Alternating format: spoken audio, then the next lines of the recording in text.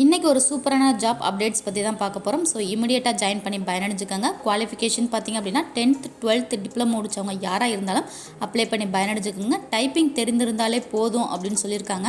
மாத சம்பளம் பார்த்திங்க அப்படின்னா பர் மந்த்துக்கு 81,100 வரைக்கும் அலௌன்ஸ் பண்ணியிருக்காங்க. இது ஒரு சூப்பரான வேலை வாய்ப்பு. ஸோ இமிடியேட்டாக ஜாயின் பண்ணி பயனடைஞ்சுக்கோங்க.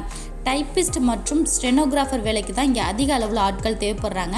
இது டெல்லியில் உள்ள இந்திரா காந்தி தேசிய திறந்த பல்கலைக்கழகத்தில் இந்த வேலைவாய்ப்பு அறிவிச்சிருக்காங்க. இங்கே ஜூனியர் அசிஸ்டன்ட் மற்றும் டைப்பிஸ்ட் பணிக்கு தான் இங்கே அதிக அளவில் ஆட்கள் தேவைப்படுறாங்க. மினிமம் வேகன்சி தான் கொடுத்துருக்காங்க. 102 பேர் தான் ஆட்கள் தேவைப்படுறாங்க. ஸோ இமிடியேட்டாக ஜாயின் பண்ணி பயனடைஞ்சுக்கோங்க. இதில் டைப்பிஸ்ட்டுக்கு பார்த்திங்க அப்படின்னா 50 பேரும், ஸ்டெனோகிராஃபர் பதவிக்கு 52 பேரும் அலௌன்ஸ் பண்ணியிருக்காங்க. வயது வரம்பு 18லேருந்து 30 வயதுக்குள்ளவங்க அப்ளை பண்ணி பயனடைஞ்சுக்கோங்க. இதில் SC ST பிரிவினருக்கு வயது வரம்பில் தளர்வும் அறிவிச்சிருக்காங்க. ஸோ கொடுத்துருக்க லிங்கை கிளிக் பண்ணி மற்ற டீட்டெயில்ஸ் தெரிஞ்சுக்குங்க. இதில் ஆங்கிலத்தில் பார்த்தீங்க அப்படின்னா நிமிடத்திற்கு 40 வார்த்தைகளுக்கு மிகாமல் டைப் பண்ணணும் அப்படின்னு சொல்லியிருக்காங்க. ஸ்டெனோகிராஃபர் பதவிக்கு நிமிடத்திற்கு 80 வார்த்தைகளுக்கு மிகாமல் எழுதணும் அப்படின்னு சொல்லியிருக்காங்க.